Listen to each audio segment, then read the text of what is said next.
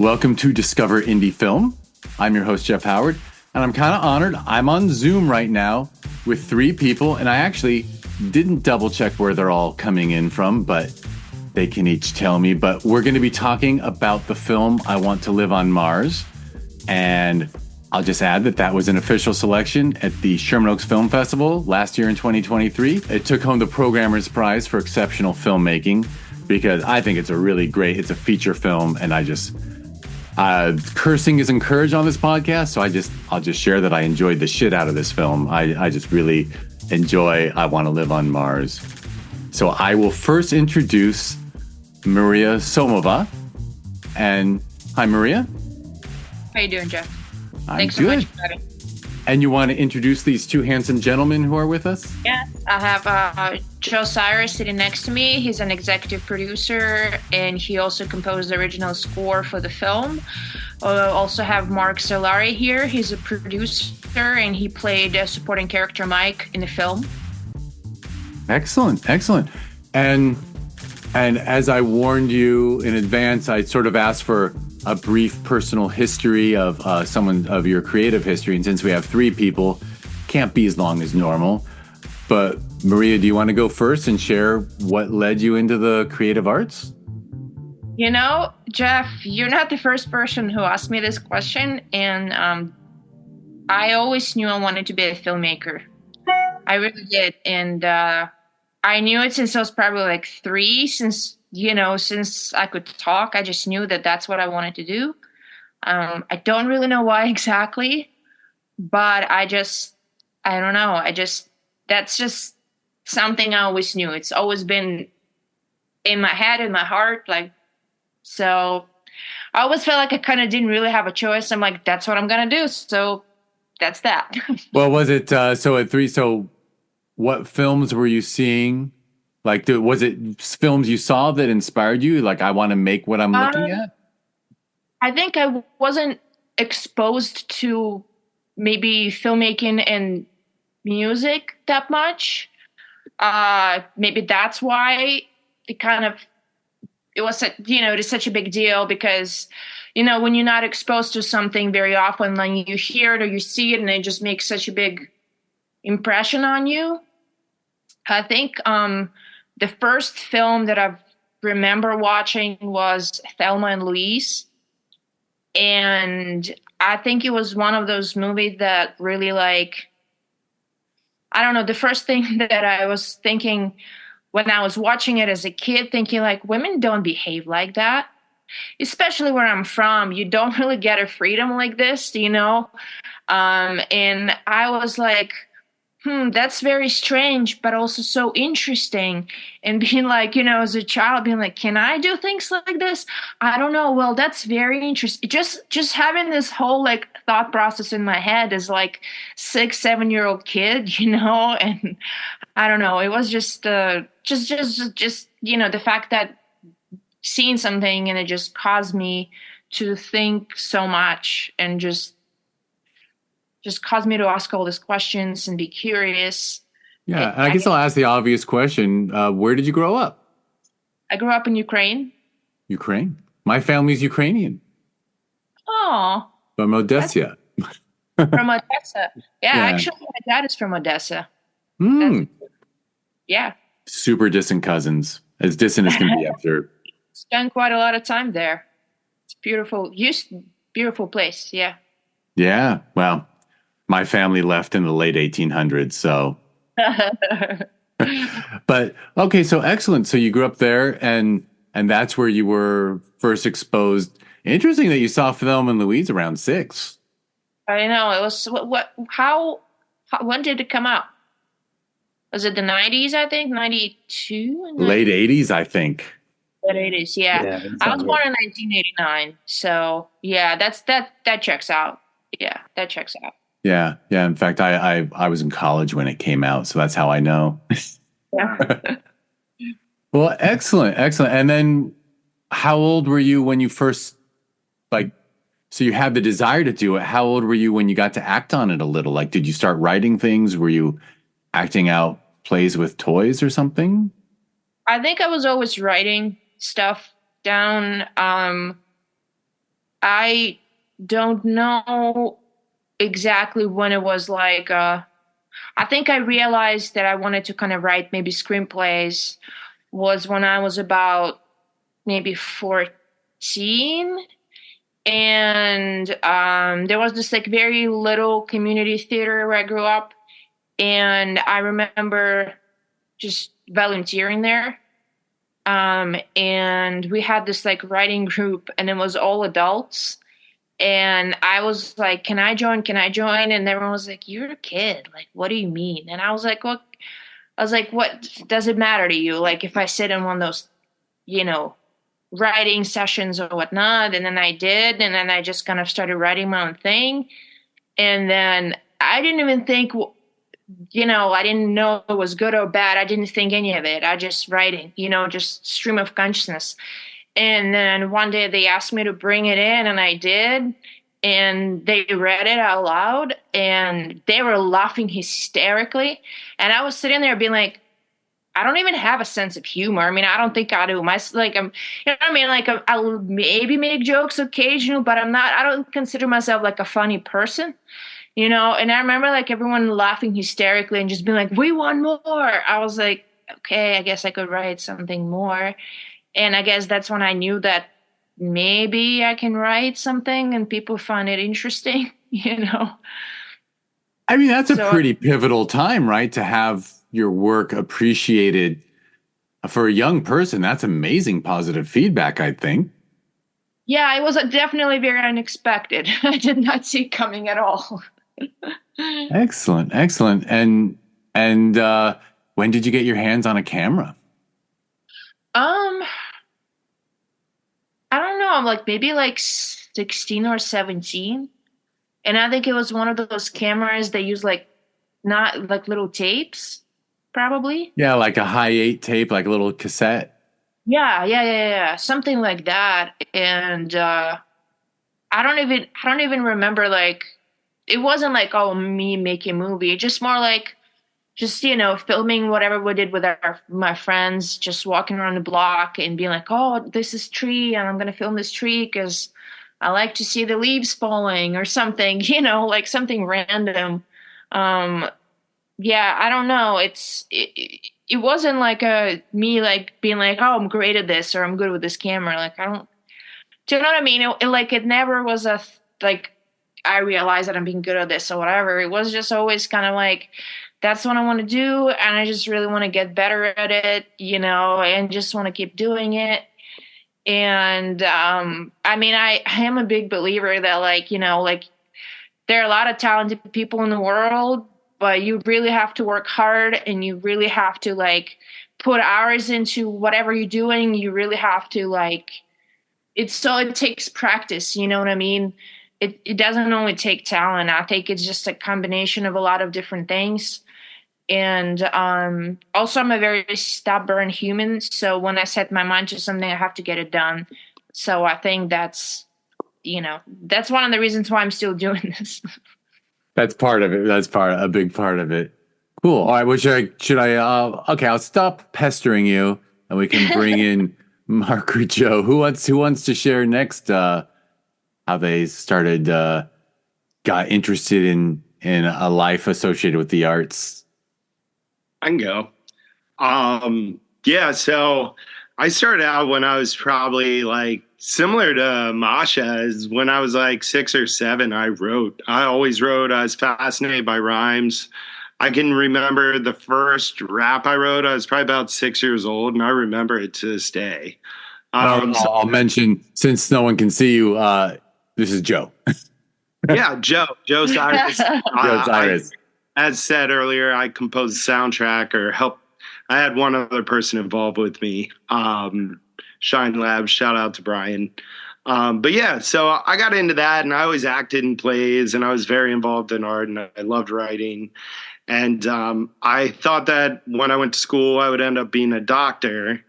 So I went to Villanova for college and was in pre-med. And after my first year of school there, I was just utterly bored by my entire curriculum.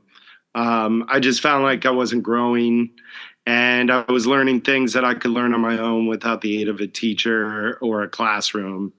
So I pivoted and went into English because I was super mesmerized by hip hop and just writing and how you could transpose writing on top of music and kind of have a more profound effect sociologically by transmitting it that way. And I think it was sort of, I've been making hip hop music for about the last 20 years, 25 years.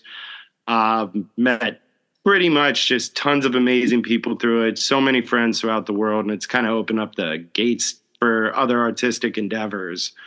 And I was lucky. I met Mariya in Los Angeles because of this, and she was drawn to my music, I was drawn to her film, and we actually shot a music video while we were in California together, which you can find on YouTube. But then that kind of started our whole coalescence into sort of an artistic unit, the two of us, and we sort of felt like we both complemented each other in ways that the other one didn't. And we were both very encouraging of one another's art too, which I think helped both of us sort of be confident. And yeah, from there we just kind of continued developing, and we pushed through and helped each other through I Want to Live on Mars, and our future endeavors together are already starting to come together. So that's kind of where we're at. Excellent. All right, you've given me more questions for Mariya because we never got from Ukraine to Los Angeles, but let's pull Mark in. Okay. Mark, do you want to share your tale? Okay. Well, I guess from the time I was a little kid, I used to love to draw. And the things I was good at were drawing and math and science. And someone asked me, "What do you want to be when you grow up?" And I said, "Oh, I either want to be an artist or a scientist." And they said, "Well, you can be a scientist and do art as a hobby." And I said, "No, I think I want to be an artist. I'll do science as a hobby." And I never, so I was always constantly drawing, and I never really did any theater or anything, but I would watch a lot of TV and movies, and I would think, okay, when I get older, that's how I'm going to do it. And when I was about 20 years old, someone saw an ad in the paper for people looking to work to build a set for a show, and someone gave it to me and said, "You could do this." I said, "You know what? I think I'm going to go audition." And it was a musical, and they stuck me in the chorus, even though I can't sing. And, I was terrible, but I knew I could be better. And on opening night, we had like a tableau format with a pink light, and the curtains opened, and they said, "Oh yeah, this is what I'm doing." And so since then it's been nonstop, and except for some time I took off to be with my kids, and but I've been going ever since. Excellent. Yeah, you all have it's something creative people share, right? Like that moment that you get hooked on it, and it's for you, even if there's other things that the world tells you are, more valuable or more reliable. It certainly requires a person to be willing. It takes so much courage, is I guess what I'm trying to say. Or stupidity. I do sales as my other job, so I'm used to hearing no. So you're kind of just like, all right, I heard no before, I'll keep going. For sure. All right. So now I know, Mariya, you did end up in LA at some point. I did. How'd that happen? I lived in New York for quite a bit, and I think it was time to just, I don't know. Okay, let me be a little more interviewer-y. Sure. So what age did you leave Ukraine? Well, I left Ukraine several times, but when I moved to New York, I think I was 19. I believe so. Yeah, something like that. Yeah. Right. So you land in New York as a almost not teenager anymore, but just barely. Yeah. And were you there for school, or you just were moving? I was gonna go to like a writing workshops, and just kind of try and I don't know, just try to make it work, try to see what it's going to be like. And I think that just after a while, I realized that I don't know, that I didn't know if I want to stay or not. And then everything went down with, when the war started in my country. I think it was like 2014 when they occupied Crimea. Yeah, Crimea, yeah. And I don't know. I wasn't really sure if I wanted to go back at that point. And you tend to have a lot of humility about this stuff, but obviously at 19, going to New York, that took a lot of courage. Yeah, I guess so. I mean, it's tough to move from New Jersey to New York, let alone Ukraine to New York. I mean, that's a big move. Yeah, I didn't really see myself living in Ukraine.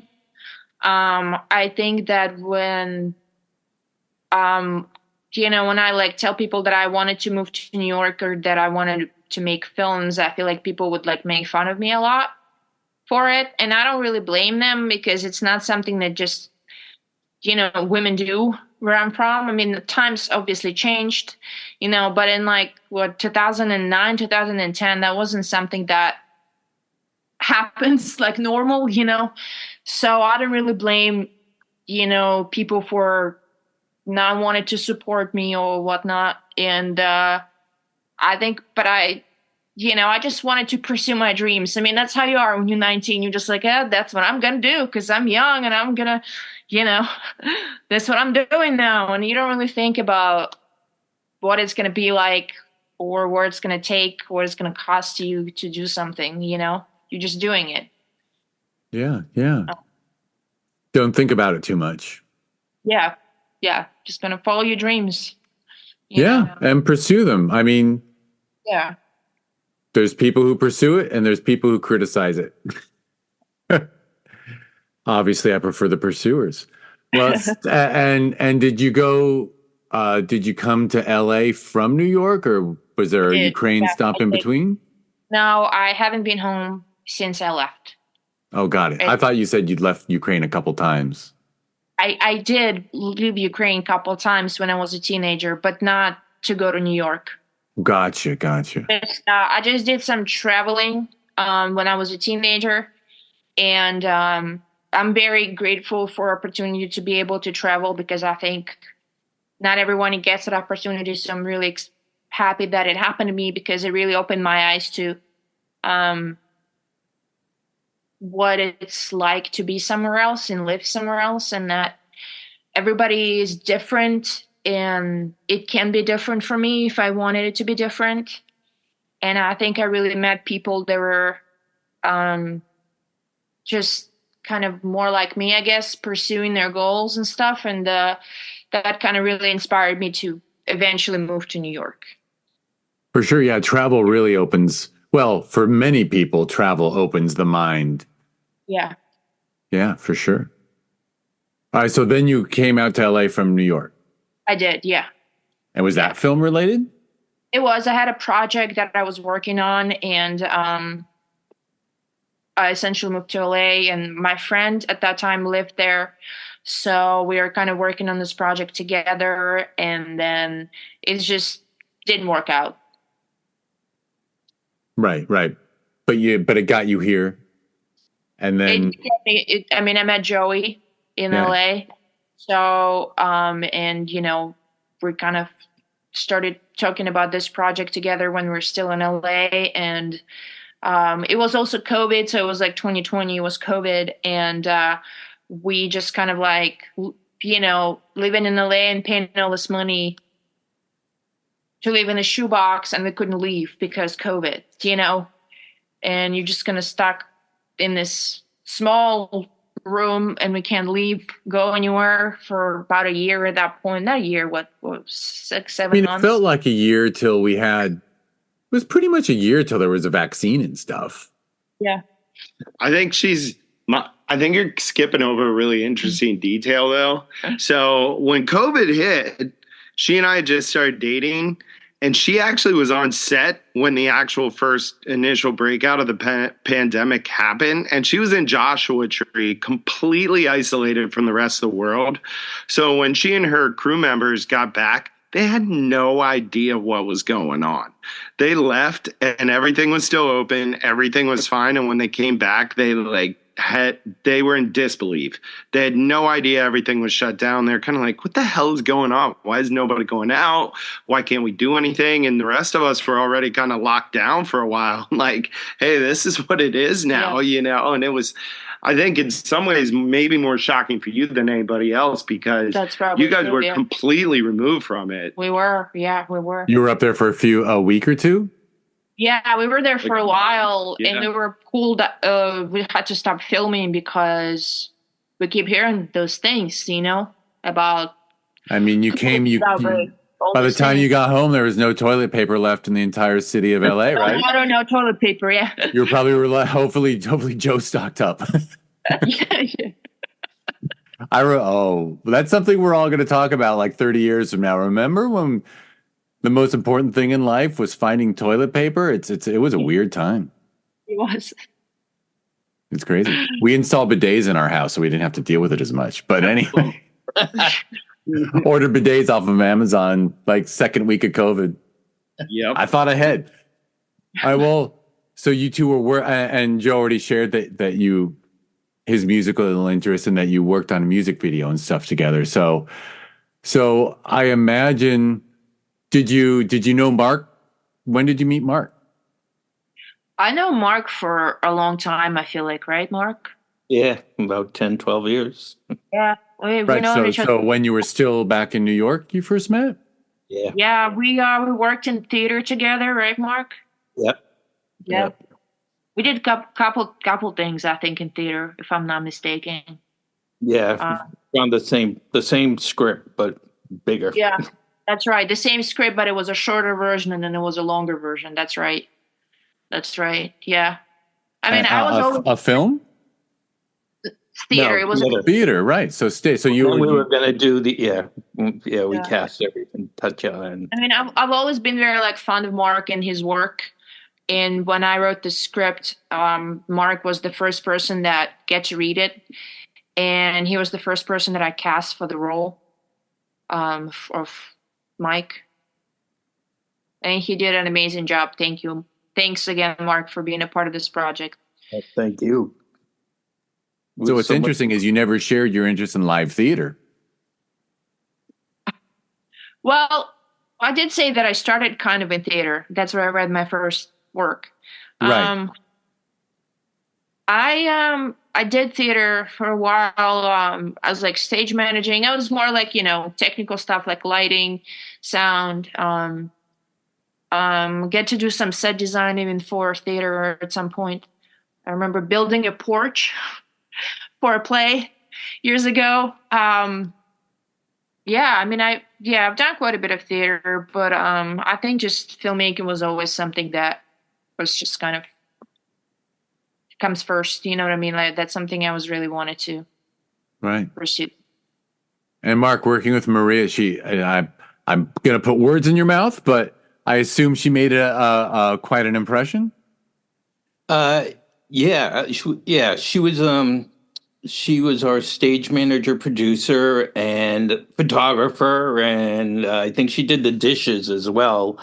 And I always remember what I really remember is her photography was so great. I have quite a few pictures that Mariya took that they're like golden of when we were working on the production, and I also knew she had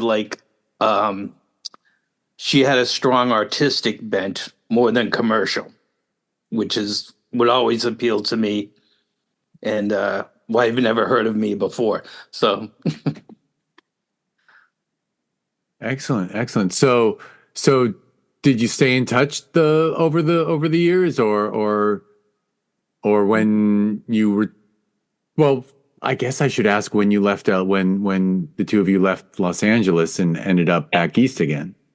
Yeah, I think I don't we didn't per se stay in touch properly, if that makes sense. But I think we did talk here and there.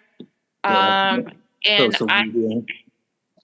I think when I moved back east, it was just something that I was writing this story and I just knew that I have to send it to Mark. It just kind of clicked. Well, that's what creative communities are like, right? You don't have to stay in touch, but if you have a positive working relationship with someone and you respect each other, 3 years, you can let 3 years go by, but then you say, hey, I want you to look at something, and artistic people support each other most of the time. It's also, I want to talk to a person when I have something for them. Do you know what I mean? Like, I have this project, I want you to do it. Like, do you know what I mean? So it just sometimes just like I'm holding out because I have something that I working on and then I'm going to show it when I'm ready, So you reached out specifically because like you'd come up with the idea for I Want to Live on Mars? Yeah, I think I had, originally it was just kind of two female characters talking, which was just Breezy and Pickles. And then I came up with Mark's character. Actually, interesting enough, I don't know if I feel like I did tell this story to Mark, but I'm not sure. So I used to go to a coffee shop in West Hollywood where I lived in LA, and I would sit down and write.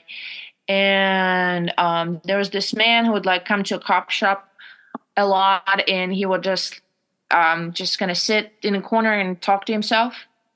And I wasn't, I don't know, I was curious one day, and as weird as it sounds, I followed him.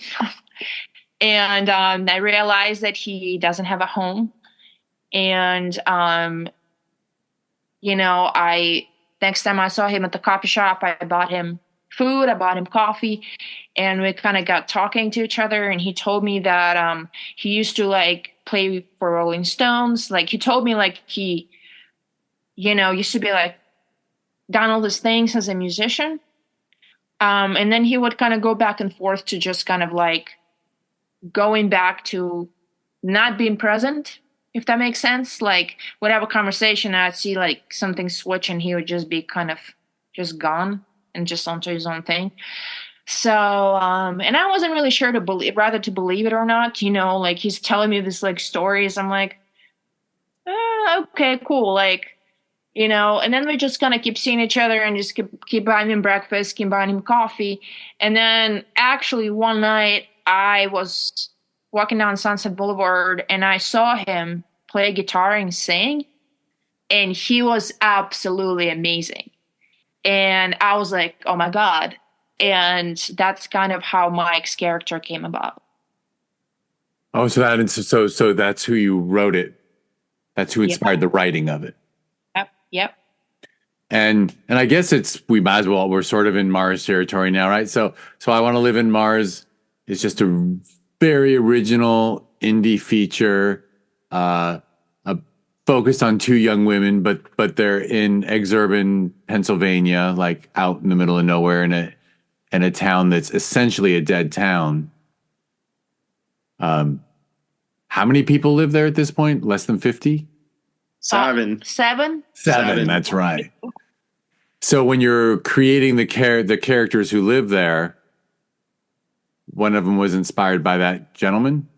Yes. Yep. And I just kind of took his personality and I kind of let Mark shape him a little bit more, add his own things to it, his own ideas, and then we just put him in Centralia.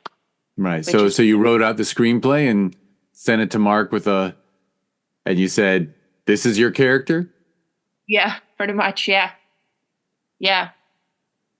Mark, like he saw the movie, Jeff. He grew the hair, he grew the beard. He was in full character like the whole time, like I really appreciate it. And I always like, what really frustrates me a lot of the time as a filmmaker when I feel like we're on set and there's never enough time. There's never enough time. You always like on time crunch. And I really wish we had more time to do more stuff, but we didn't. But but yeah, I'm just so grateful for Mark and everything he's done for the project, really. Yeah. And Mark, how'd you feel when you first read the script? Well, the first version of the script I got was just like pretty much just scenes, and there was no dialogue, and there was just like some action, and I was like, okay, all right, now I know Mariya's arty, so I asked her what her influences were for this movie, so I could have a clue, and then she did tell me about she knew that the guy was someone she actually knew. And I think what did you tell me your influence? Ghost World and Gamo, I think. Was it Gamo? Yeah, Gummo was definitely, and I was like, yeah, that, which I could never find the whole movie, but yeah. And there was one other too, but I think it was Winter's Bone. I think it was Ghost World. Oh, Napoleon Dynamite. Napoleon Dynamite. Yes, yeah. That was a good one. Yeah. And so, and I said, well, that works for me. So, I mean, you just named a bunch of beloved, mostly super independent films. Yeah. And I imagine Joe is seeing scripts along the way or ideas. Are you always bouncing things off each other? Yeah, we actually, Mariya wrote the film, but a lot of the film was also based on dialogue the two of us had. She likes to record audio a lot of times. So we had a lot of intimate moments together, deep conversations, things like that, I wasn't necessarily aware I was being recorded while it was happening, but it would end up making it in the film. A lot of the funnier story parts are kind of inspired, like the one with the guy telling the story about his friend puking all over the carpet and all that stuff. That actually happened. That was my best friend in high school. And I felt like I got a little revenge on him because now it's immortalized in a movie. So now he can't forget that he did that. So, but he's my beloved friend. And, I told him before the movie came out, I was like, hey, you remember when he puked all that purple birthday cake all over my carpet? It's in the movie now. So you're never going to live it down. That's actually, by the way, everyone loves a puke story, but pretty interesting. This process of kind of secretly recording conversations, and then obviously you listen back to them, or you remember things that you want to use, but then you do have the artifact of the recording to go back and really just nail it, I suppose. Yeah, that's kind of how we work. That's kind of I did that because I feel like a lot of the times when I watch the movie, dialogue doesn't feel natural. It's like either like that's not how people talk, or it's like that. It's like it's too quippy, like it's too like intelligent. It feels like everyone sounds the same kind of, or it's like, oh, it's the same writer writing everybody's dialogue. So we kind of try to work around that and just wanted it to sound to like as natural as possible. I appreciate that a lot. I mean, I'm one of those. Obviously, I'm a fan of indie film, so most Hollywood stuff in general, the dialogue is just too perfect. Like a person would never think to say just the right thing in that moment. The whatever. I always make fun of the Tom Cruise movie, right? The Jerry Maguire thing. Like, I'm going to give the perfect speech right now, and you're going to have the perfect response. And it's like, no, that's, I don't know. It doesn't, I know it's beloved, but it doesn't work for me. So, well, we did cover, what else should so I Want to Live on Mars, besides these two gentlemen. I mean, one of the things I really appreciate about the film is the number of names you gave credit as producer. In theory, was it just anyone who helped you get it made? You said, I'm going to make you a producer?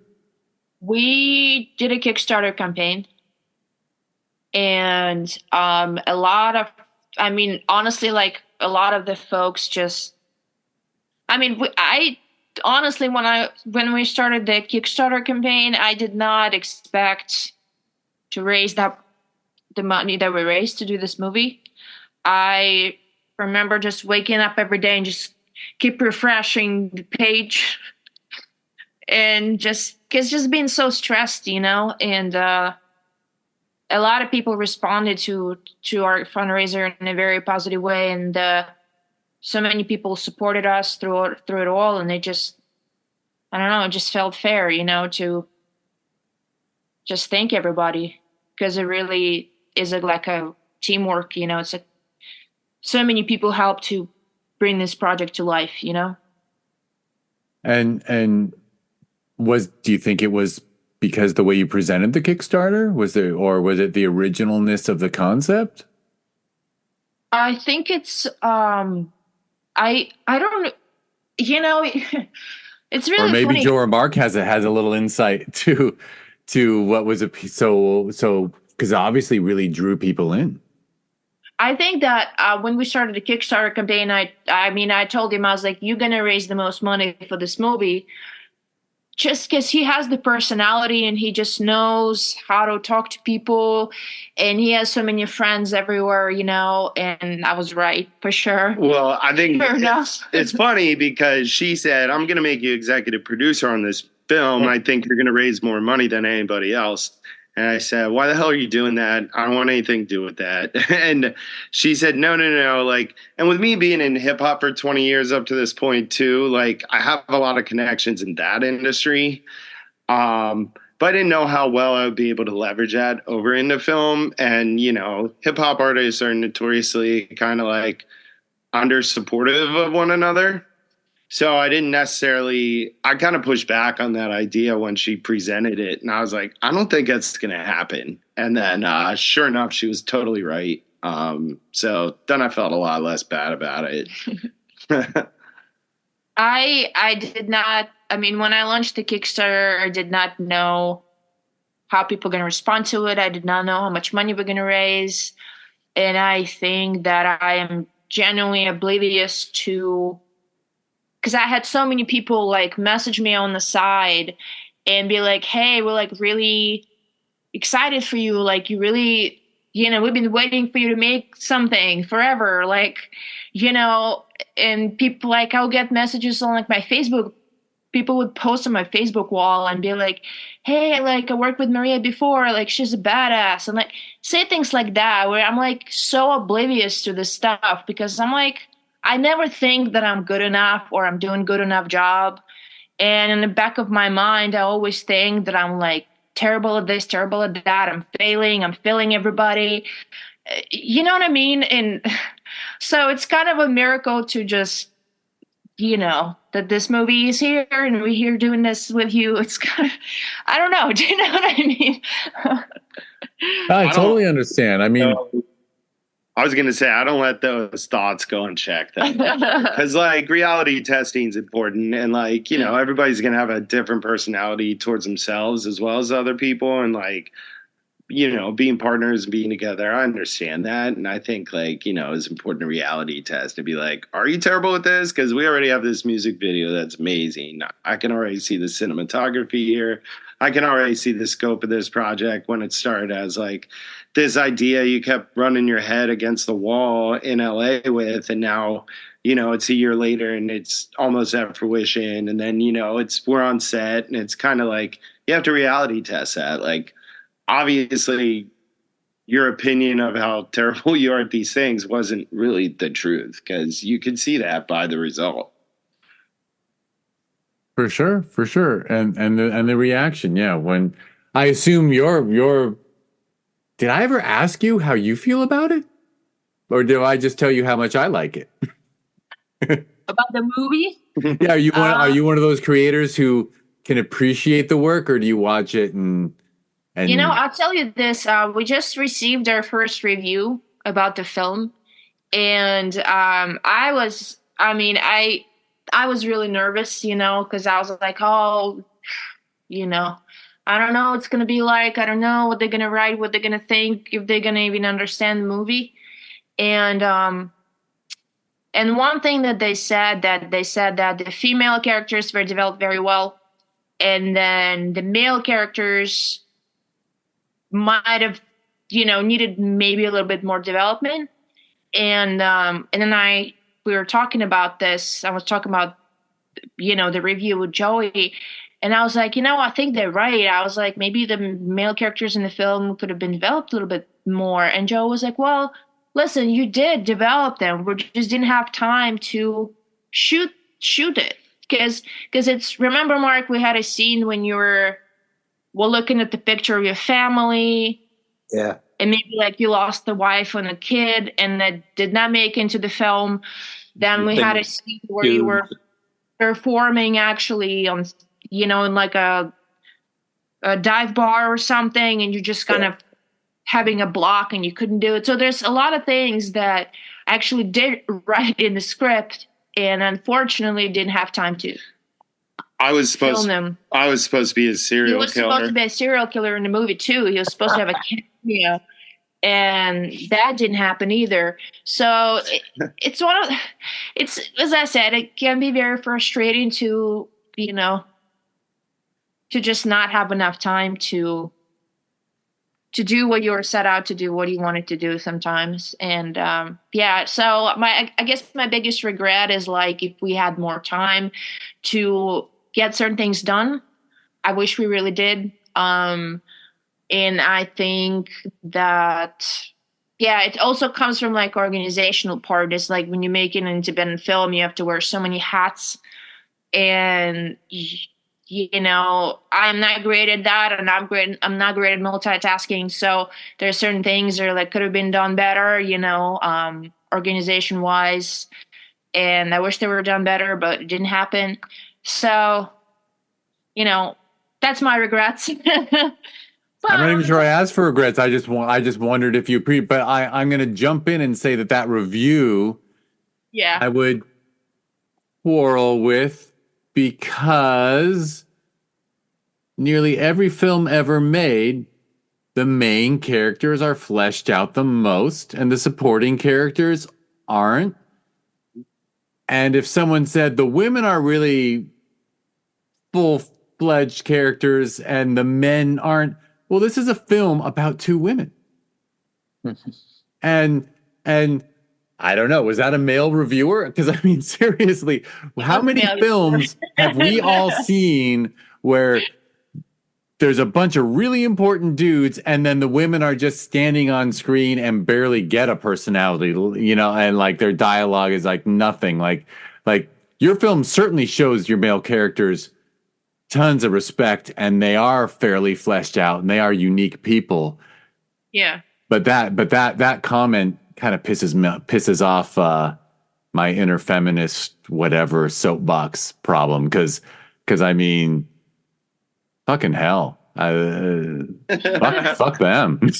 Sorry, I'm one of those people who thought there was too much Ken in that dumb Barmy movie. But anyway,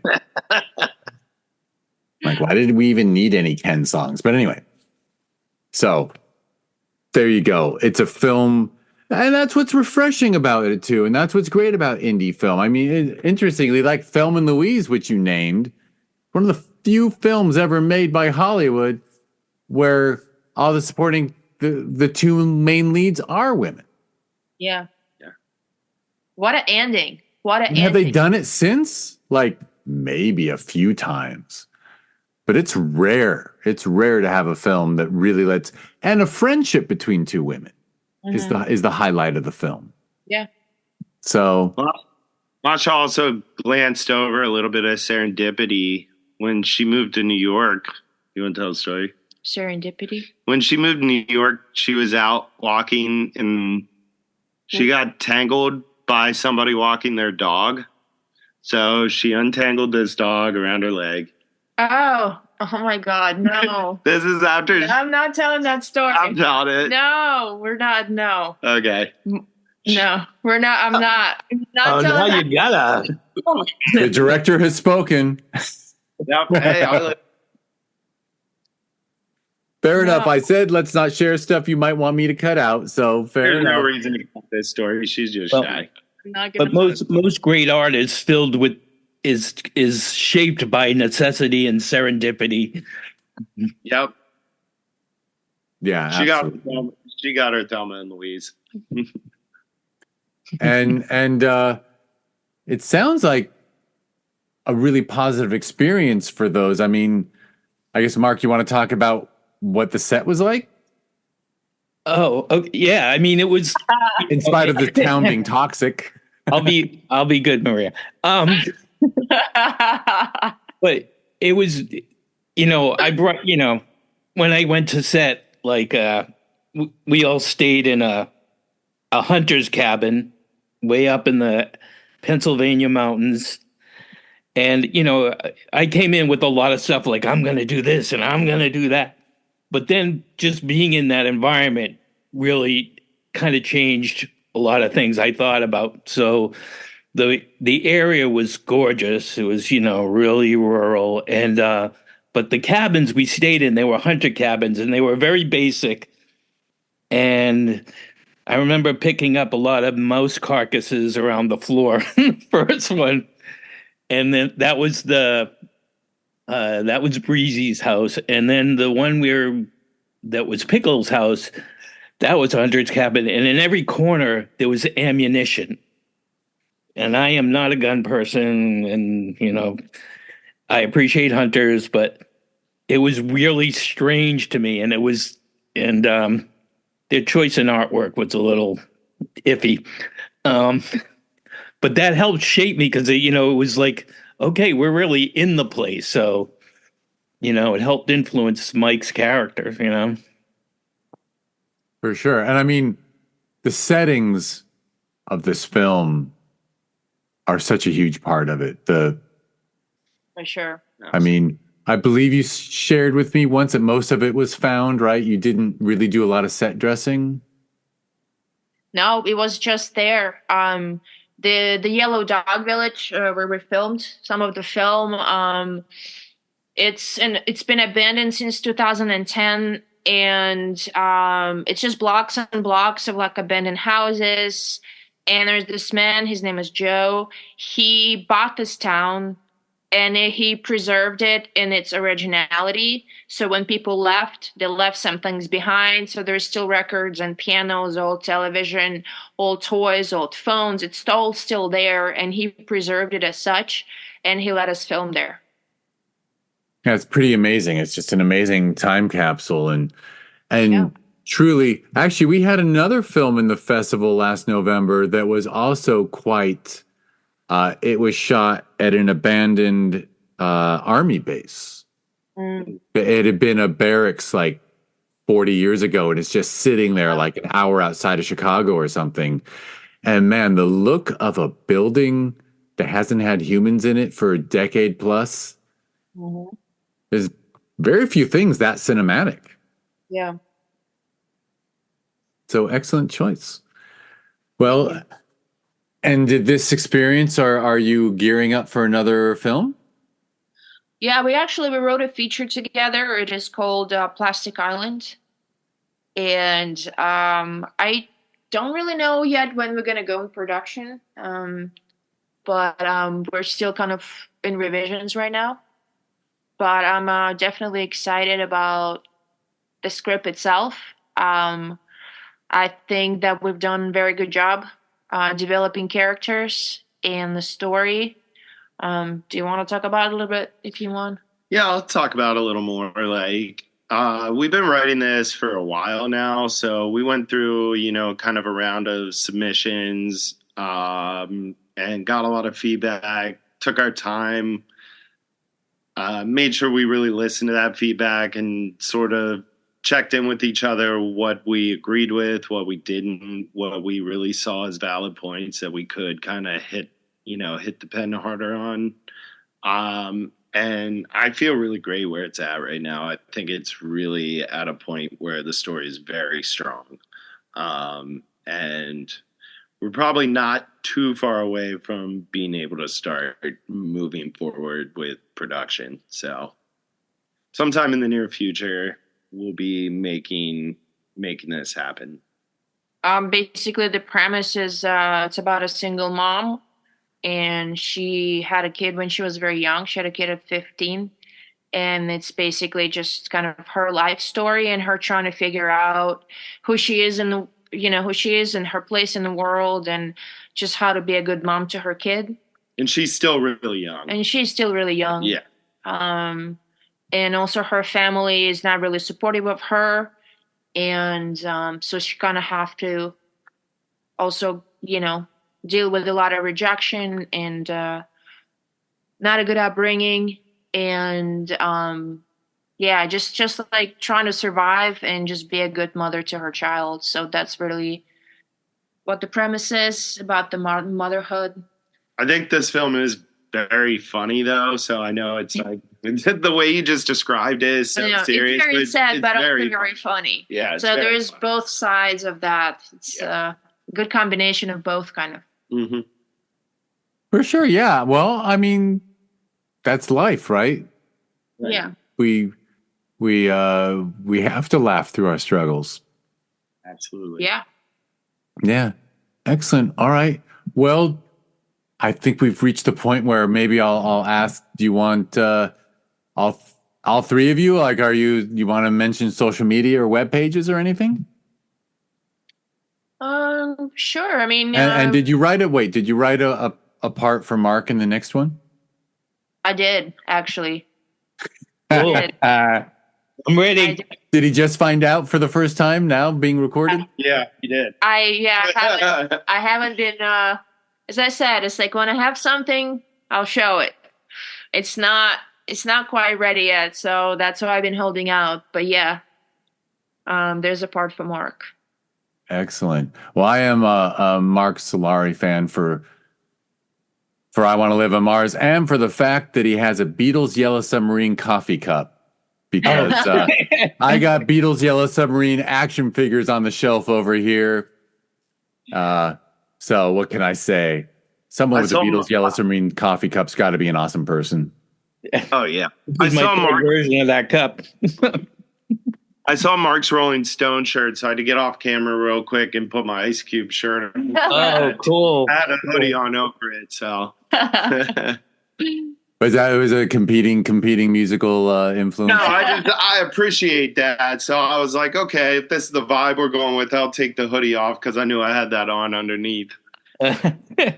Excellent.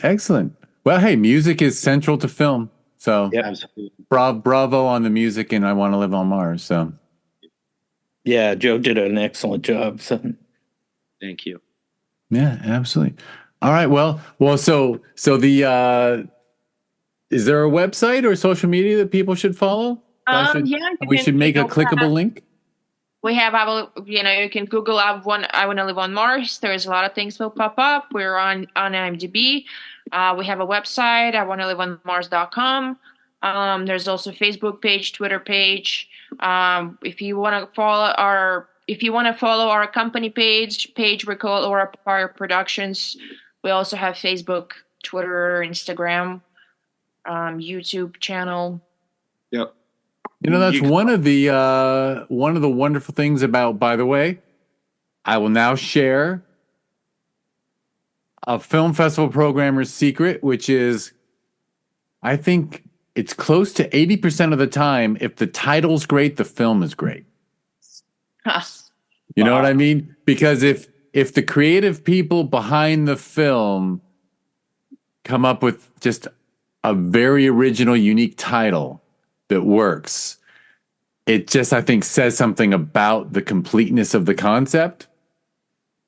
And so it's pretty cool that you have such a unique title that you can have iwanttoliveonmars.com and all this stuff. Like, the people who wrote a short, I'm going to get myself in trouble, but like, I see a lot of shorts with the same titles as a festival programmer.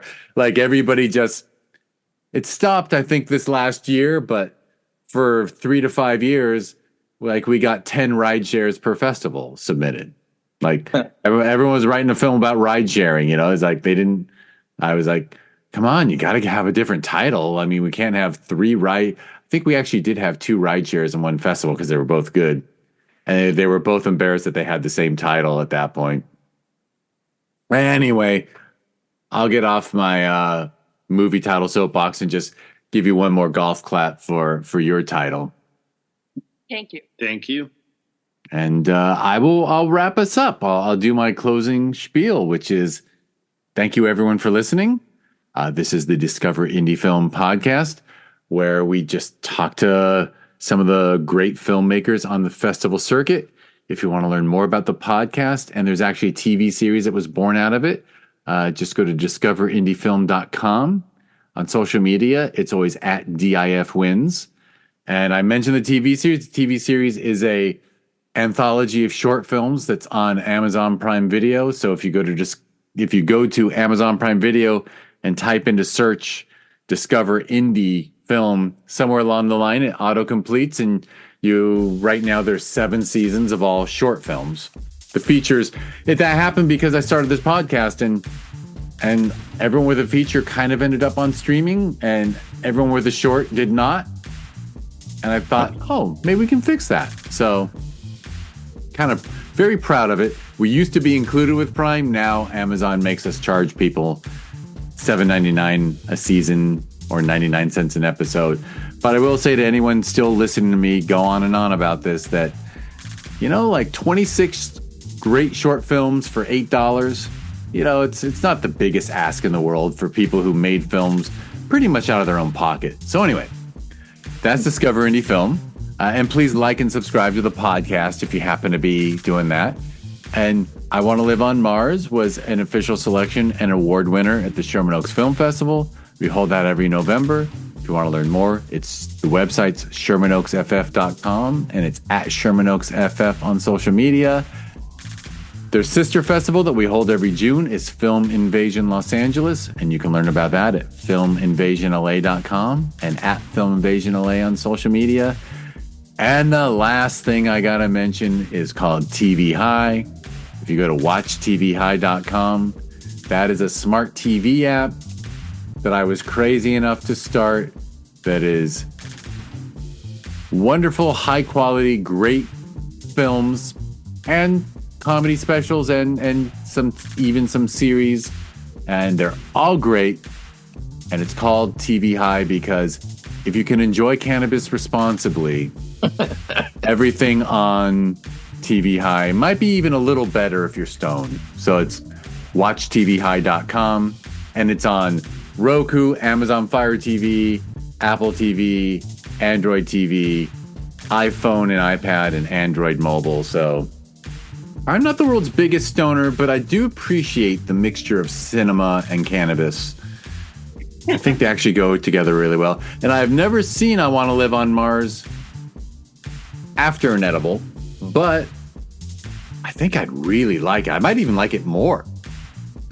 Joe agrees.